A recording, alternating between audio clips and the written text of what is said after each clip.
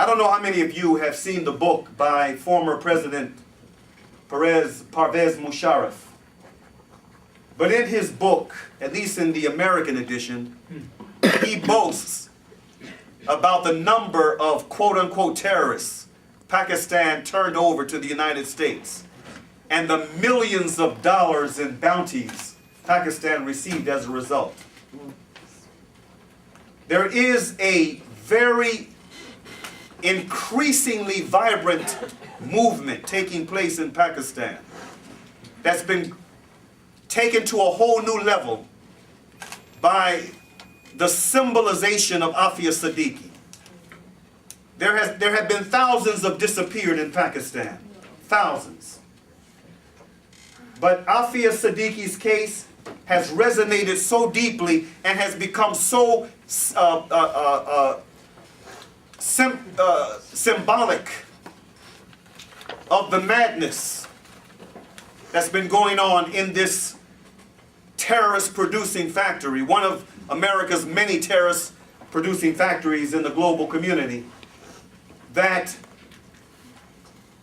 the movement has now taken very deep roots, and it has spread out significantly. There have been demonstrations in all of the major cities in Pakistan, and these demonstrations are getting larger and becoming more and more vociferous with the passing of time. And there is this collective demand that the symbol of the disappeared, Afia Siddiqui, in the bowels of America, must be returned back to her home. The daughter of Pakistan has to be returned.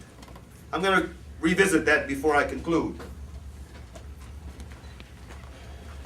In our book, Islam and Terrorism, Myth versus Reality. Oh, before I go to our book, I want to reference another book here, another voice. Our friend Naomi Klein. This highly recommended book. I highly recommend this book to everyone here, those who haven't read it. The Shock Doctrine. It is a must-read.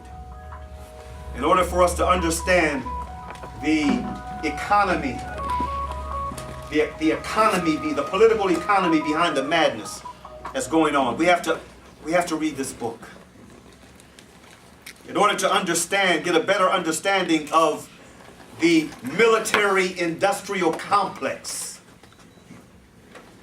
and its rapid expansion, we have to read this book.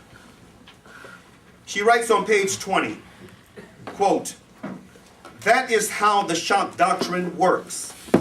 The original disaster, the coup, all right, the military coup, the terrorist attack, the market meltdown, the war, the tsunami, the hurricane, puts the entire population into a state of collective shock. The falling bombs, the bursts of terror, the pounding winds serve to soften up whole societies, much as the blaring music and blows in the torture cells soften up prisoners.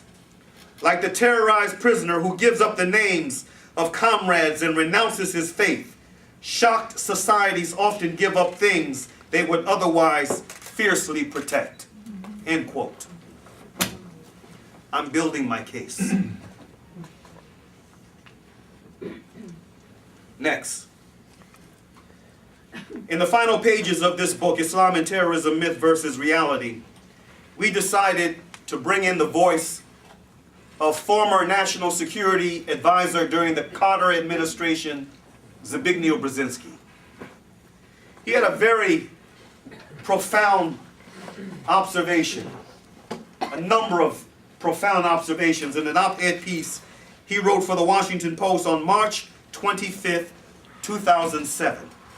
March 25th, 2007, the Washington Post. I encourage you to Google it and read the entire piece. Thought-provoking. Part of what he said was, quote, "The war on terror has created a culture of fear in America. The Bush administration's elevation of these three words into a national mantra since the horrific events of 9/11 has had a pernicious impact on American society, American democracy, on America's psyche, and on U.S. standing in the world.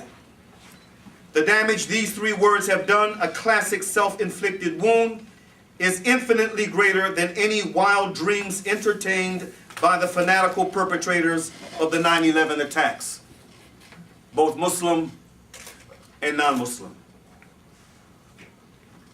You can call me a conspiracist all you want. But the little secret here may be that the vagueness of the phrase was deliberately or instinctively calculated by its sponsors. Constant reference to a war on terror did accomplish one major objective. It stimulated the emergence of a culture of fear. Fear obscures reason, intensifies emotions, and makes it easier for demagogic politicians or bureaucrats to mobilize the public on behalf of the policies they want to pursue. I'm going to skip a few paragraphs and then go to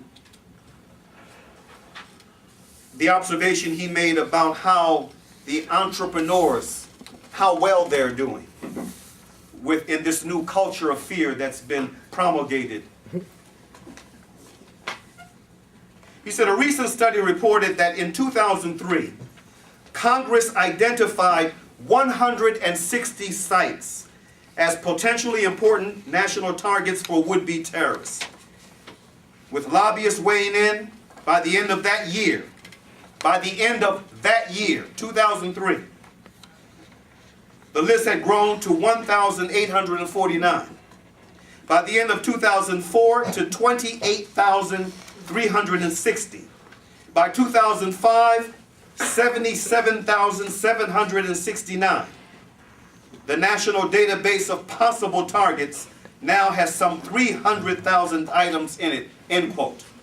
And this was March 2007.